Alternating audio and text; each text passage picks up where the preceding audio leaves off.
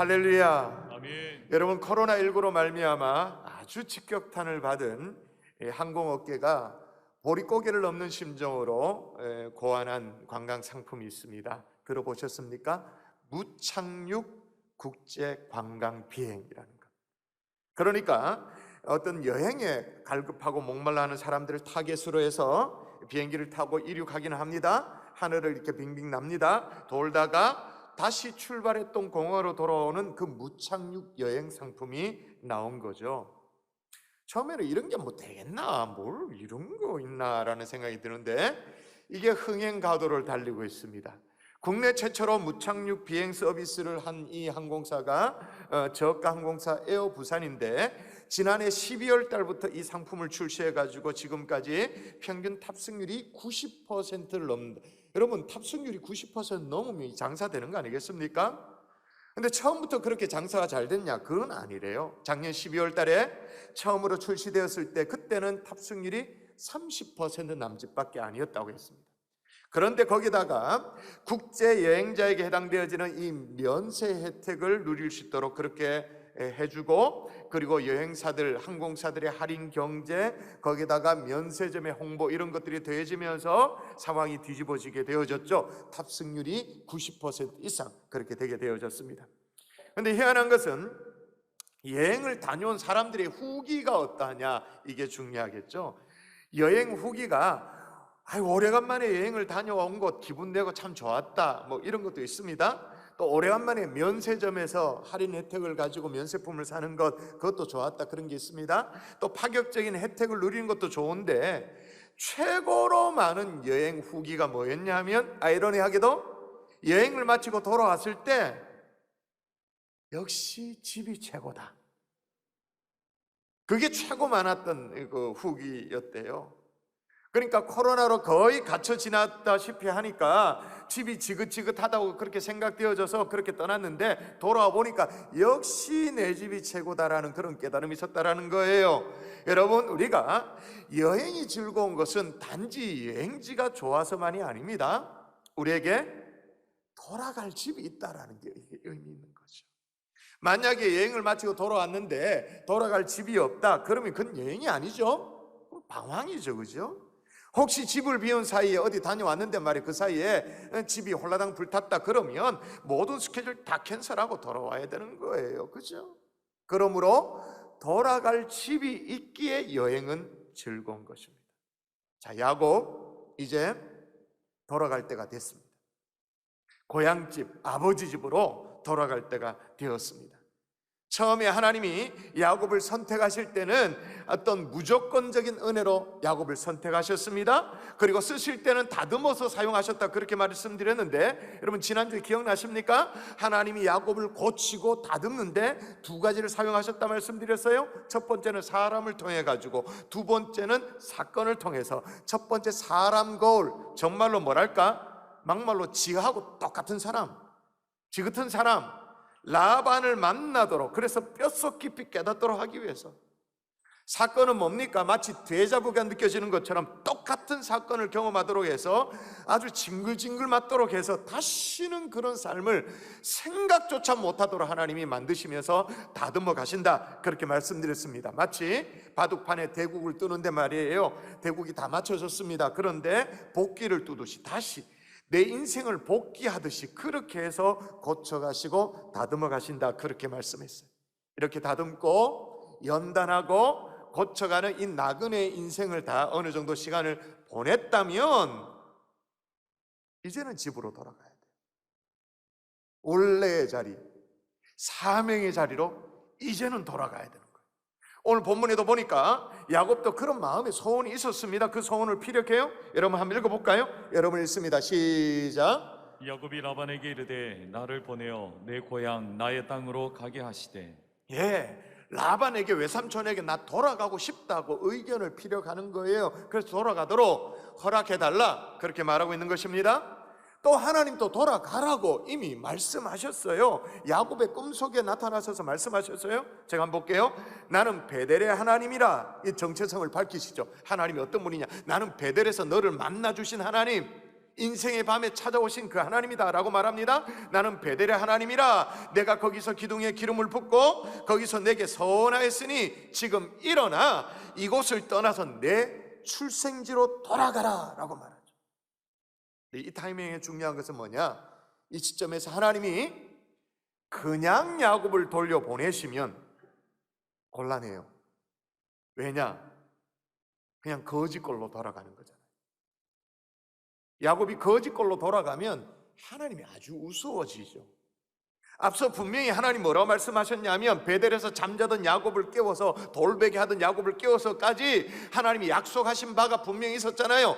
두 가지의 약속이에요. 한번 읽어볼까요? 같이 시작. 내 자손이 땅에 티끌같이 되어 내가 서쪽과 동쪽과 북쪽과 남쪽으로 퍼져 나갈지며 땅의 모든 족속이 너와 내 자손으로 말미암아 복을 받으리라. 자, 두 가지를 약속합니다. 이 두 가지 약속 때문에라도 적어도 어떻게 되냐?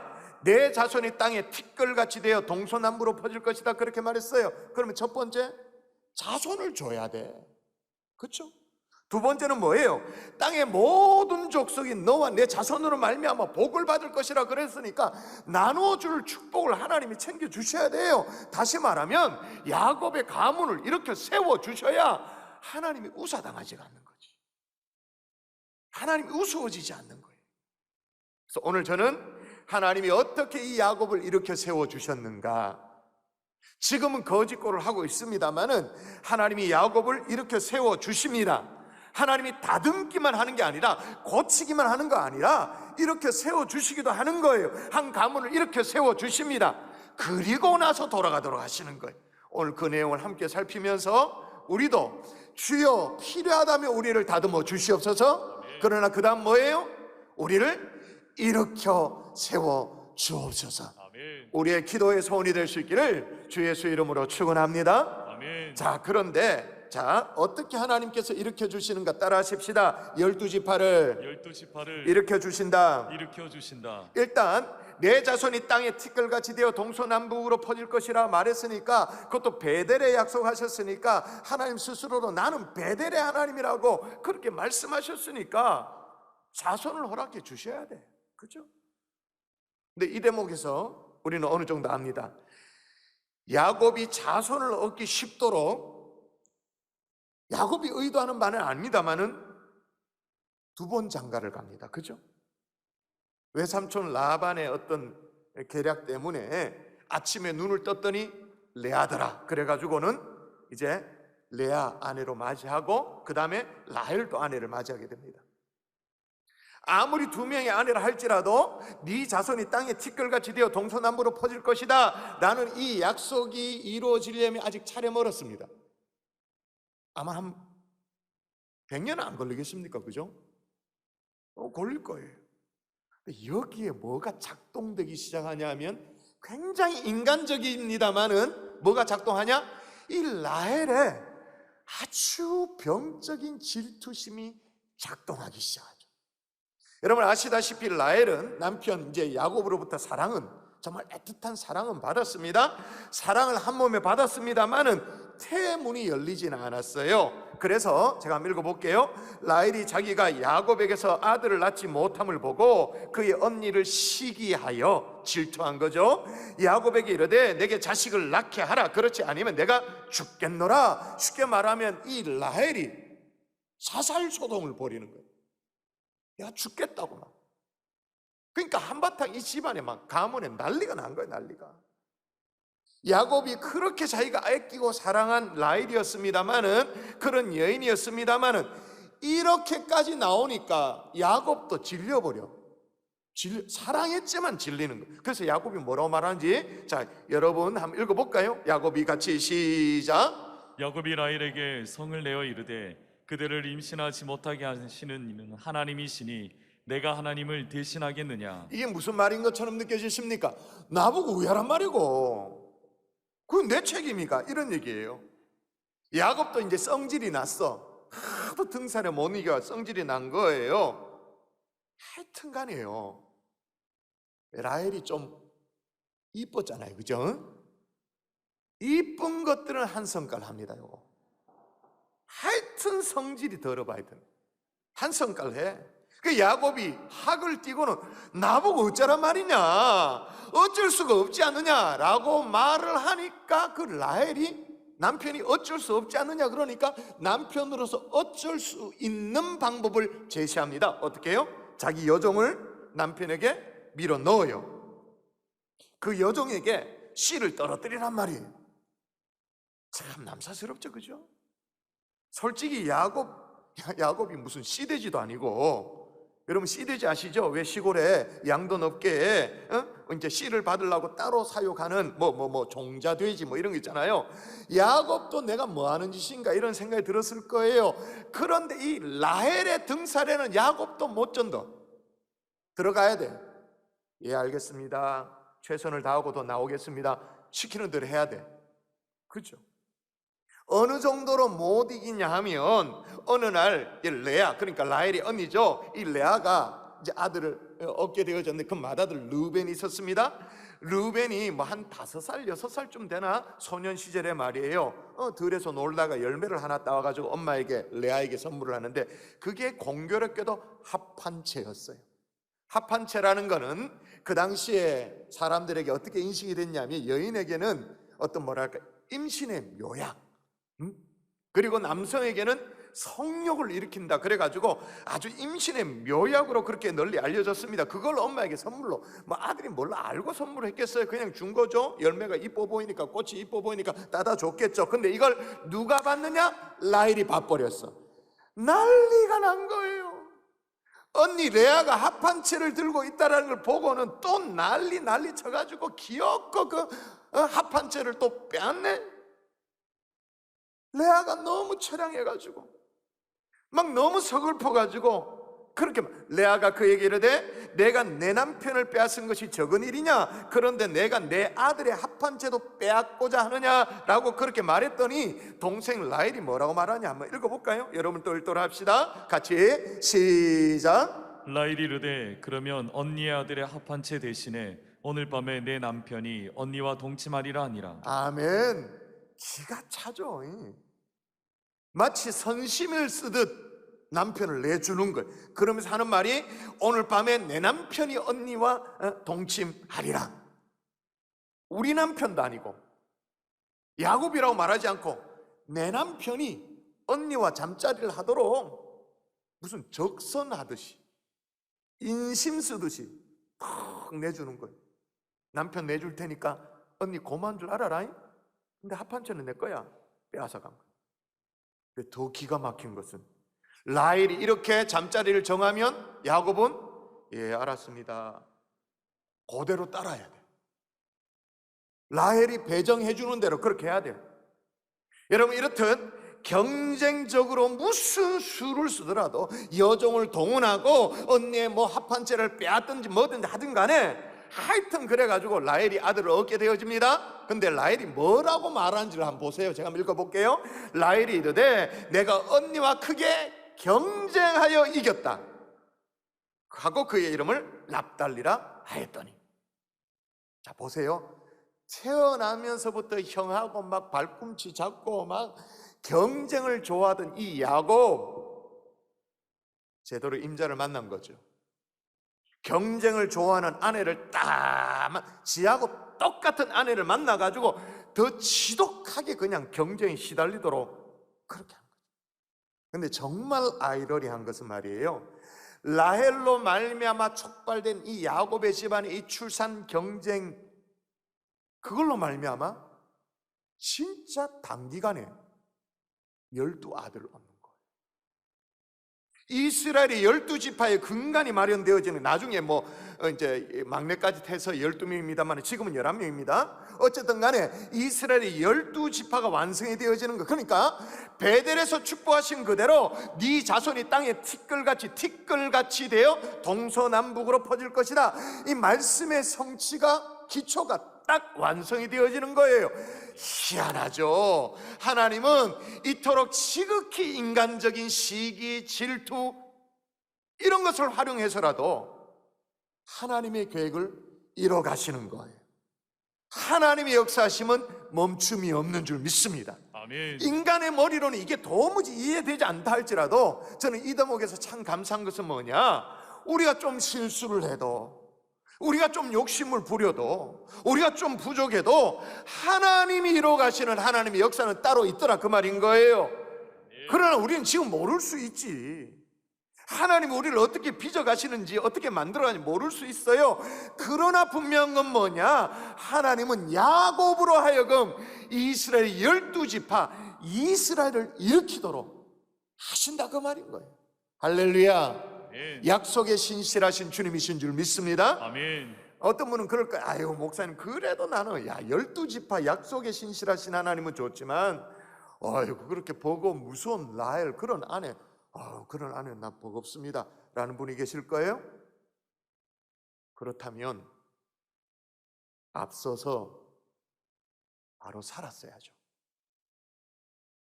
경쟁에 몰두하는 야곱에게 그 이상의 경쟁의 아이콘 라헬을 붙여줄 필요가 없이, 하나님이 붙여줄 필요가 없을 만큼 그 전에 바로 살았어야죠. 아멘이십니까? 아멘. 자, 그러면 야곱에게 12아들만 있으면 되는가? 그건 또 아니에요. 그래서 야곱도 뭐라고 말하는지 한번 볼까요? 야곱이 뭐라고 얘기하는지 여러분 읽습니다. 네 발이 같이 시작. 내 발이 이르는 곳마다 여호와께서 외삼촌에게 복을 주셨나이다. 그러나 나는 언제나 내 집을 세우리이까. 예, 내 집을 언제 그러니까 가문을 언제 세울 수 있습니까? 라고 말합니다.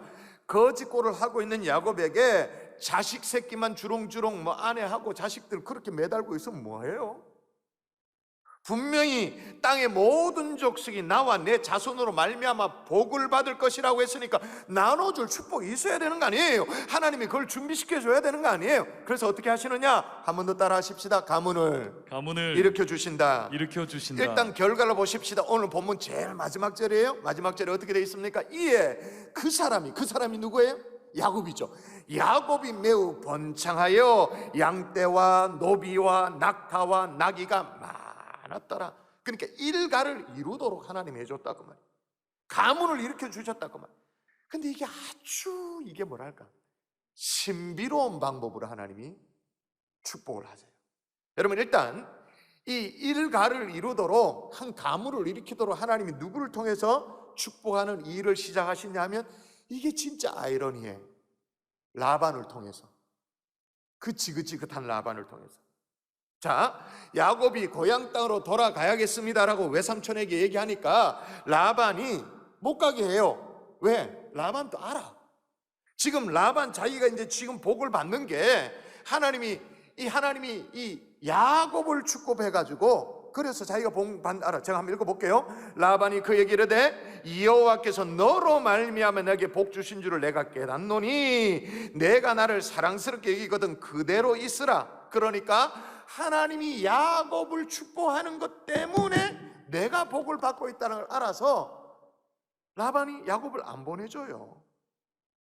그럼 복덩이가 돌아간다 그러니까 더 붙잡고 싶은데 명분도 없고, 솔직히 말해 더 팔아먹을 딸도 없고 그래가지고 어떻게 하냐, 라반이 이제는 제대로 품삯을 쳐둘 테니까 품삯을 뭘로 할 거냐고 물어요. 그리고는 그냥 있어라 라고 설득을 해요. 야곱이 이제 그래서 원하는 품삯을 제시를 하기를 합니다.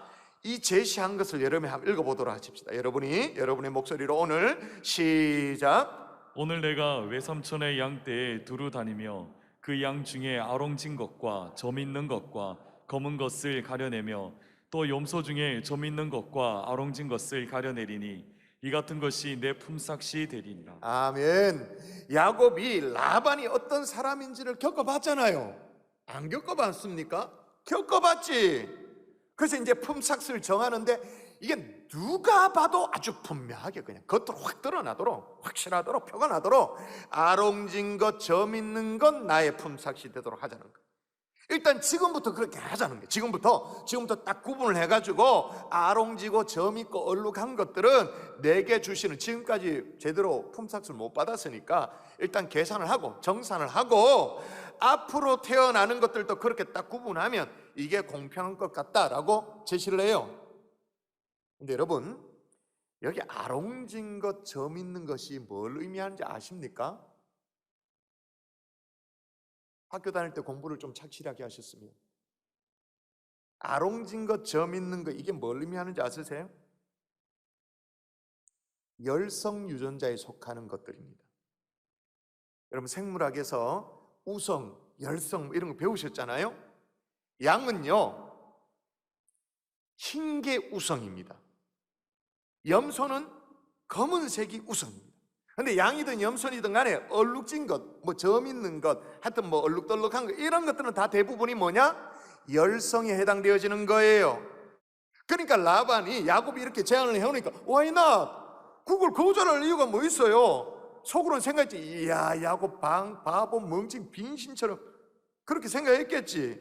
거기에다가 야곱이 뭐라고 또 제안을 하냐면 이게 막 딱 맞는 거예요. 야곱이 이렇게 말합니다. 후일에 외삼촌께서 오셔서 내 품삯을 조사하실 때에 내게 혹시 염소 중 아롱진지 아니한 것이나 점이 없는 것이나 양 중에 검지 아니한 것이 있거든 다 도둑질한 것으로 인정하셔서, 그러니까 나중에 삼촌이 내 우리에 와서 검사해 보라는 거예요. 검사해서 딱 흰색이면 흰색, 검정색이면 검정색, 그것 말고 얼룩진 거 그거는 네 개 있지만 흰색이가 검정색 있으면 다 그거 도둑인 걸로 간주해도 좋다라는 거예요. 그래서 계약이 성사가 돼. 그죠? 근데 중요한 것은 계약서를 쓴 그날 라반이 바로 계약을 깨버립니다. 분명히 계약할 때는 오늘이라고 말했으면 오늘 제가 한번 읽어볼게요. 오늘 내가 외삼촌의 양떼에 두루 다니며 그 양 중에 아롱지 것과 점 있는 것 검은 것은 가려내며 라고 말했어요. 오늘부터 그렇게 딱 갈라놓자라는 거예요. 못 받은 품삯이 있으니 그렇게 정산을 해서 털고 앞으로 태어나는 건 각각 그렇게 하자 그렇게 말했습니다. 근데 계약을 마치고 딱 돌아서니까 라반이 어떻게 하느냐, 여러분 읽습니다. 그날에 시작. 그날에 그가 순 염소 중 얼룩무늬 있는 것과 점 있는 것을 가리고. 그날이 어떤 날이에요? 계약서 쓴 날. 가려냈대. 가려냈는데 왜 가려냈느냐? 그간의 야곱의 품삯을 정산해 주려고 가렸느냐? 아니에요. 그 다음 마저 또 읽어보십시다. 가리고, 마저 읽습니다. 시작. 가리고 양 중에 검은 것들을 가려 자기 아들들의 손에 맡기고. 가려내가지고 누구 손에 맡겼다고요? 지 아들 손에 맡겼단 말이에요. 사실은 누구 손에 맡겨야 맞는 거예요? 야곱의 손에. 그걸 따로 떼가지고 아들 손에 맡긴 거예요. 또 뭐 한 겁니까? 또 떼먹은 거예요 지금. 계약서 써놓고 돌아서서 바로 또 떼먹어.